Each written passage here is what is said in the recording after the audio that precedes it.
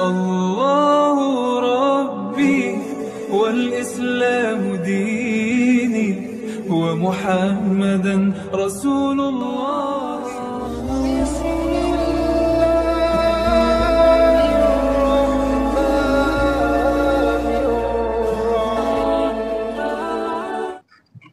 الحمد لله الذي أرسل رسوله بالبينات وأنزل معه الكتاب والميزان ليقوم الناس بالقسط وأنزل الحديد فيه بأس شديد ومنافع للناس وليعلم الله من ينصره ورسله بالغيب إن الله قوي عزيز.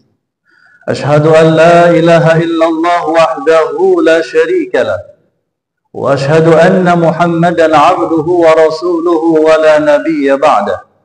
اللهم صل وسلم وبارك على سيدنا محمد وعلى آله وأصحابه ومن تبعه ووالاه. أما بعد فيا أيها الحاضرون أوصيكم ونفسي بتقوى الله وطاعته لعلكم تفلحون. واعلموا أن الله تعالى يقول أعوذ بالله من الشيطان الرجيم يا أيها الذين آمنوا اتقوا الله حق تقاته ولا تموتن إلا وأنتم مسلمون. وقال النبي صلى الله عليه وسلم اتق الله حيثما كنت وأتبع السيئة الحسنة تمحوها وخالق الناس بخلق حسن. صدق الله وصدق رسوله. Hamba-hamba Allah yang beriman, yang senantiasa mendapatkan curahan kasih sayang dari Allah Subhanahu wa Ta'ala. Mari sama-sama kita mengawali ibadah Jumat ini dengan berucap syukur kehadirat Allah Subhanahu wa Ta'ala yang telah tiada henti-hentinya memberikan anugerah kenikmatan kepada kita semua. Semoga kita semua mampu menggunakan nikmatnya untuk melakukan berbagai macam aktivitas yang si pemberi nikmat itu Allah Subhanahu wa Ta'ala senangi. Di antaranya adalah aktivitas yang kita lakukan di siang ini. Semoga hadir kita di masjid ini untuk beribadah Jumat, ibadah kita diterima oleh Allah Subhanahu wa Ta'ala, dan ini sebagai salah satu wujud dari syukur kita kepada Allah Subhanahu wa Ta'ala. Selanjutnya, kita tidak juga merasa bosan dan jenuh untuk selalu menyampaikan salam dan salawat kepada baginda Nabi Muhammad sallallahu alaihi wasallam. Allahumma sholli ala Muhammad wa ala ali Muhammad. Semoga salam dan salawat juga terlimpah kepada keluarganya, para sahabatnya dan pengikut-pengikutnya yang istiqamah memegang teguh dua pusaka warisan beliau, yakni Al-Quran dan As-Sunnah. Di dalamnya termasuk kita semua ila yaumil qiyamah. Hadirin jamaah sekalian rahimakumullah. Selanjutnya khatib berwasiat untuk diri pribadi, juga untuk jamaah sekalian. Mari sama-sama terus kita berusaha untuk menjaga sikap takwa kita kepada Allah Subhanahu wa Ta'ala. Karena takwalah yang akan memberikan jaminan untuk kehidupan kita menjadi lebih baik lagi, dan jaminan untuk kita bisa menjadi hamba-hamba Allah yang selamat dalam mengarungi hidup dan kehidupan di dunia ini yang penuh dengan ujian, penuh dengan onak dan duri, untuk tampil nantinya sebagai pemenang, untuk tampil nantinya sebagai hamba-hamba Allah yang selamat dalam kehidupan dunia, dan nanti di akhirat Allah Subhanahu wa Ta'ala akan siapkan kita semua surga dengan sebab kita adalah hamba-hambanya yang bertakwa. Oleh karena itu hadirin, terus jaga, pelihara sikap takwa kita yang sudah kita raih, kita peroleh di Ramadan kemarin. Ketaatan kita kepada Allah kita jaga, kita pelihara terus sampai 11 bulan ke depan, sampai kita bertemu kembali dengan Ramadan tahun yang akan datang. Dan itulah makna kemenangan yang hakiki. Ketika kita semua selepas Ramadan mampu untuk menundukkan hawa nafsu yang ada dalam diri kita. Akal kita, hati kita, iman kita mampu untuk menundukkan hawa nafsu yang ada dalam diri kita, dan kita menjadi hamba-hamba Allah yang muslim dalam pengertian orang-orang yang senantiasa tunduk patuh hanya kepada Allah Subhanahu wa taala, senantiasa melaksanakan segala perintah-perintahnya dan menjauhi segala larangan-larangannya. Di samping itu, ketika suasana kita bergembira dengan Idul Fitri, dan di bulan Syawal ini kita juga masih dalam suasana bergembira karena kita sudah menuntaskan ibadah Ramadan. Tapi sisi lain kita juga bersedih karena ditinggal oleh Ramadan, bulan yang penuh dengan kebaikan-kebaikan, bulan yang agung, bulan yang penuh dengan keutamaan. Sementara tahun depan kita belum tentu bertemu lagi dengan Ramadan. Dan tentu kita yakin betul hadirin bahwa kita belum optimal, belum maksimal dalam memanfaatkan momentum bulan Ramadan yang lalu.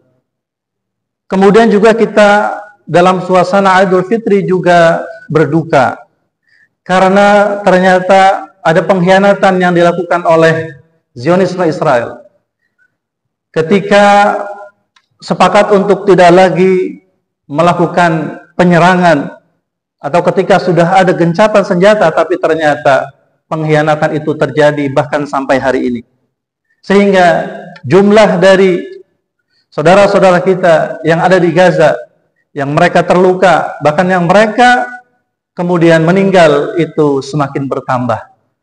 Dan tentu perjuangan kita untuk bisa membantu saudara-saudara kita di Gaza, Palestina, maka tidak terhenti.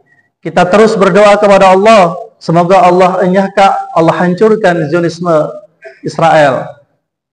Allah menangkan saudara-saudara kita yang ada di Gaza, Palestina, dan mereka mendapatkan kemerdekaannya, kebebasannya kembali.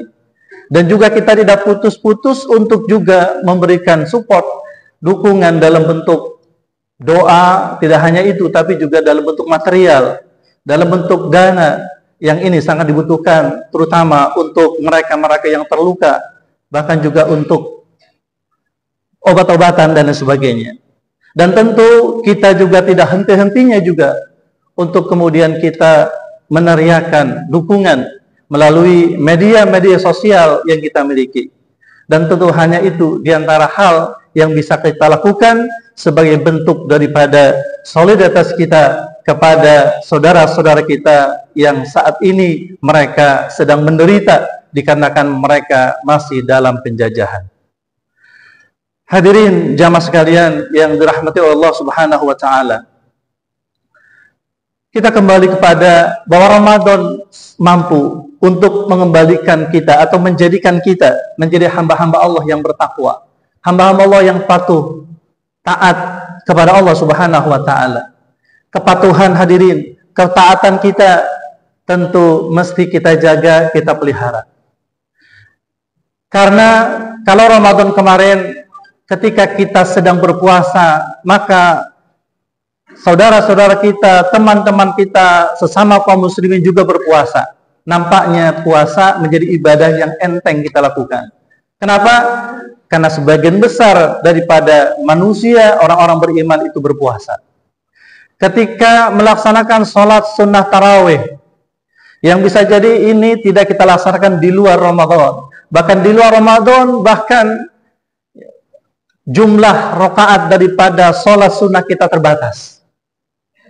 Tapi ketika Ramadan, kita bisa melaksanakan sholat sunnah tarawih, ada yang 11 rakaat dengan witirnya, ada juga yang 23 rakaat juga dengan witirnya, ditambahlah dengan tilawah Al-Qur'annya, ditambah lagi dengan zikirnya dan lain sebagainya, maka itu semua mudah untuk kita lakukan karena kita tidak sendiri hadirin.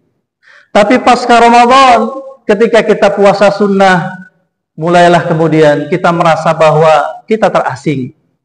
Seolah-olah yang puasa hanya kita, sementara yang lain itu mereka bisa jadi mungkin belum memulai untuk puasa Syawalnya, atau mungkin bisa jadi belum terfikirkan oleh mereka untuk mereka melaksanakan puasa sunnah Syawal.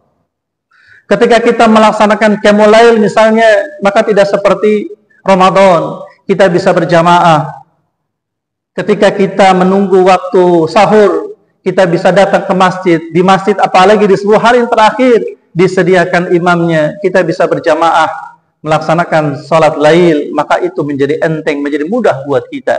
Tapi bagaimana selepas Ramadan?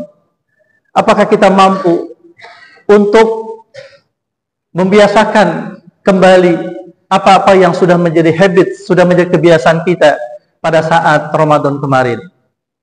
Dan tentu amalan-amalan ibadah yang lain, bahkan juga kebiasaan kita menjaga lisan kita, kebiasaan kita menjaga mata kita karena kita sedang berpuasa, kebiasaan kita menjaga telinga kita, kebiasaan kita juga menjaga panca indera kita semua untuk tidak menzolimi saudara-saudari kita, untuk memberikan hak-hak daripada saudara-saudari kita. Kita tidak melanggar hak-hak mereka. Ketika Ramadan kita sedang puasa, itu bisa kita lakukan hadirin.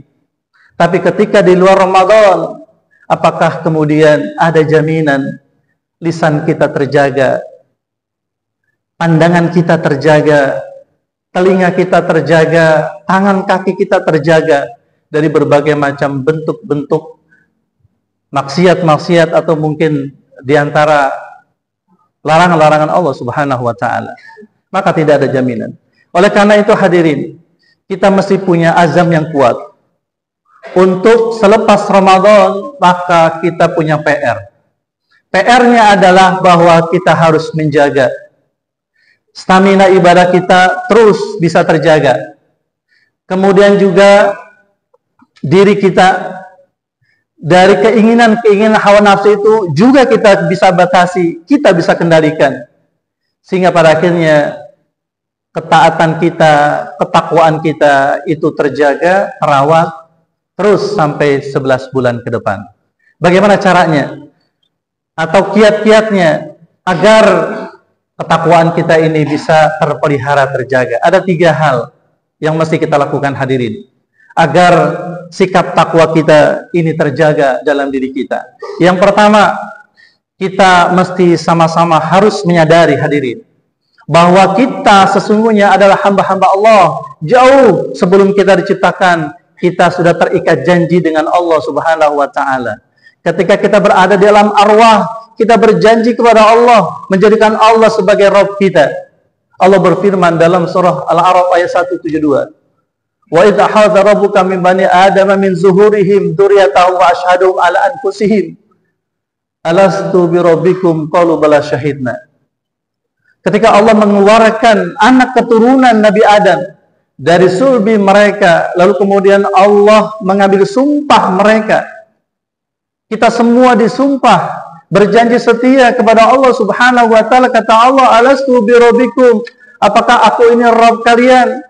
Apakah aku ini adalah pencipta kalian? Apakah aku ini adalah pemberi rizki buat kalian? Apakah aku ini adalah penjaga kalian? Bahkan apakah aku ini adalah ilah, zat yang kalian sembah?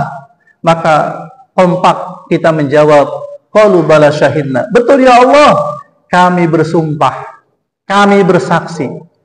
Itulah hadirin syahadah kita yang pertama di alam arwah, yang namanya syahadatul rububiyah. Kita mengakui Allah sebagai Rabb kita. Lalu kemudian ketika kita terlahir ke dunia, makanya kenapa disyariatkan, diazankan di telinga kanan seorang bayi itu dan diikomahkan di telinga kiri.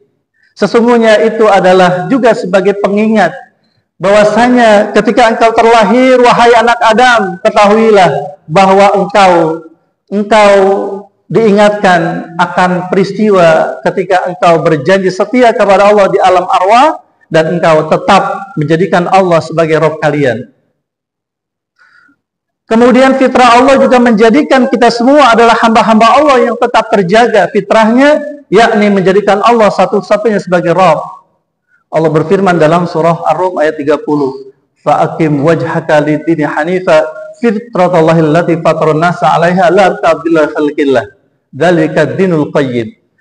Maka ketika manusia itu tetap pada fitrahnya adalah menjadikan Allah satu-satunya sebagai Rabb-nya dan dia mentaatinya dalam kehidupannya kapanpun dan setiap saat. Lalu kemudian Allah juga berfirman di dalam surah At-Taubah, surah Al-Ahzab ayat 23. Ini berkisah tentang seorang sahabat Nabi yang memegang janji setianya kepada Allah Subhanahu wa taala, dan mestinya kita harus mengikuti sikap yang demikian. Karena kita sudah terikat janji untuk senantiasa mentaati Allah, kita pegang, kita pelihara janji itu sampai akhir hayat kita. Kata Allah Subhanahu wa taala, minal mu'minina rijalun shadaqu. Di antara orang beriman itu ada orang yang menepati janjinya. Rijalun shadaqu, orang-orang yang benar atau menepati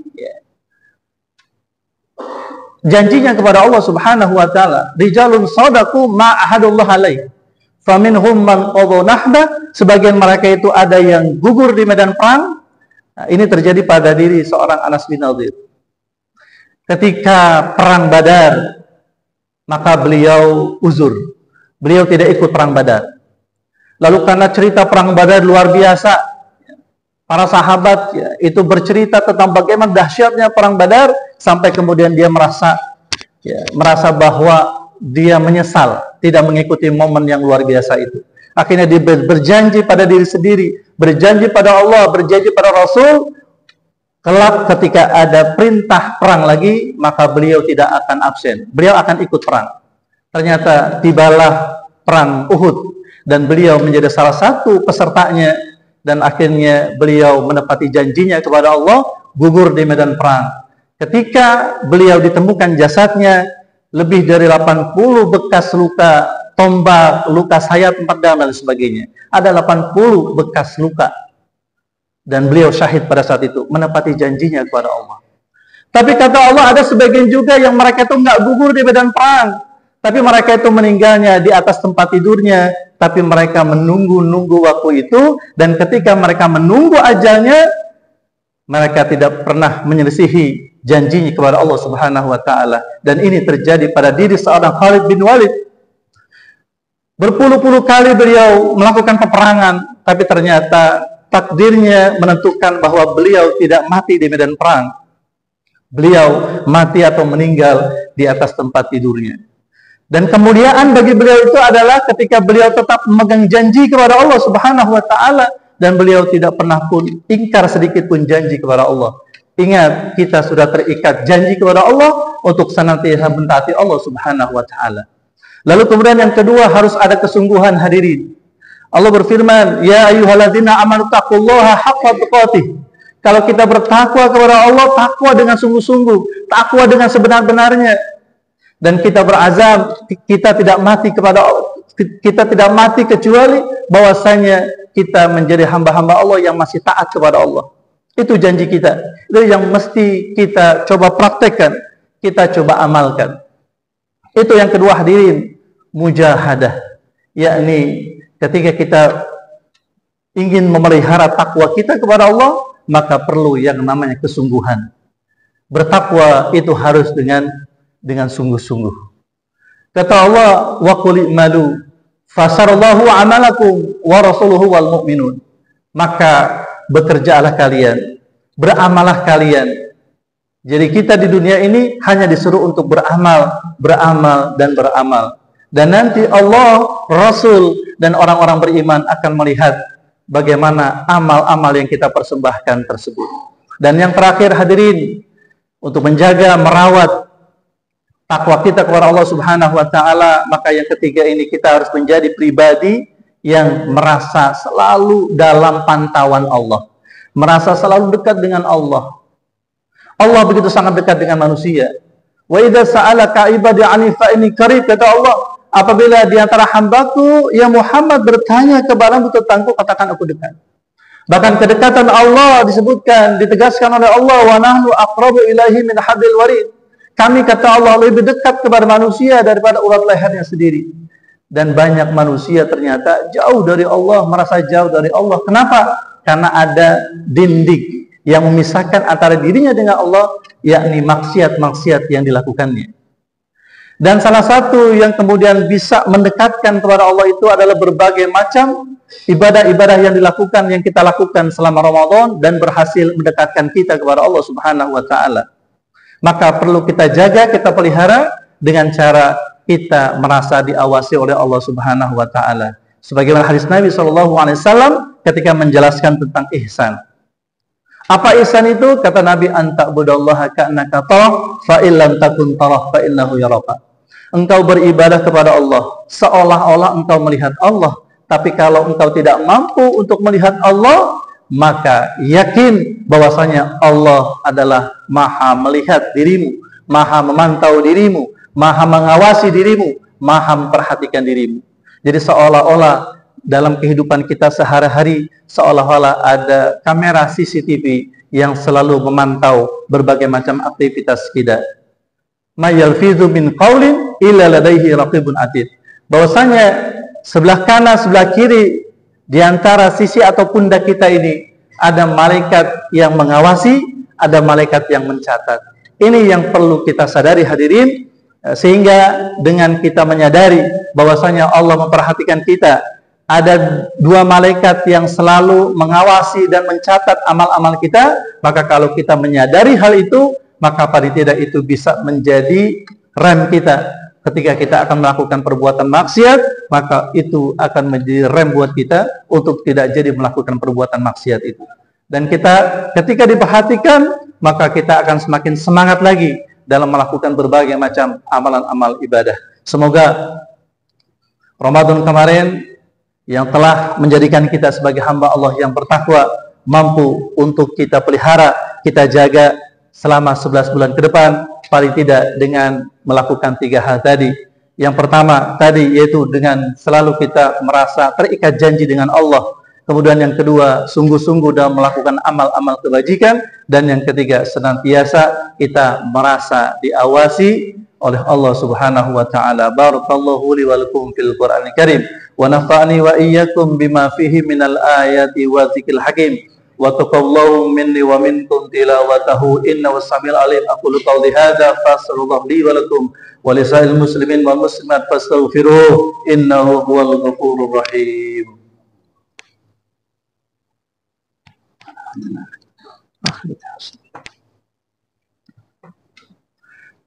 Alhamdulillahilladzi arsala rasulahu bil huda wa dinil haqq liyuzhirahu 'ala dini kullihi wa kafa billahi shahida. Asyhadu an la ilaha illallah wahdahu la syarika lah wa asyhadu anna Muhammadan 'abduhu wa rasuluhu wa la nabiyya ba'da. Allahumma salli wa sallim wa barik ala sayyidina Muhammad wa ala alihi wa ashabihi wa man tabi'ahu wa walah. Amma ba'du fa ya ayyuhal hadirun, usikum wa nafsi bi taqwallah wa ta'atihi la'allakum tuflihun. Wa'lamu anna Allah ta'ala amarukum bi amrin bada'a fihi binasi wa thana bi malaikatil musabbih bi kursi faqala azza wa jalla inna Allaha wa malaikatahu yusalluna 'alan nabi ya ayyuhalladzina amanu sallu 'alaihi wa sallimu taslima. Wa radallahu arbatil khulafa'ir rasyidin Abi Bakar wa Umar wa Utsman wa Ali wa ni sahabati ajma'in wa tabi'in wa tabi'in wa bahdum ila yaumiddin. Allahumma ighfir lil mu'minina wal mu'minat wal muslimina wal muslimat al ahya'i minhum wal amwat innaka samiyun qaribun mujibud da'wati qadil hajat.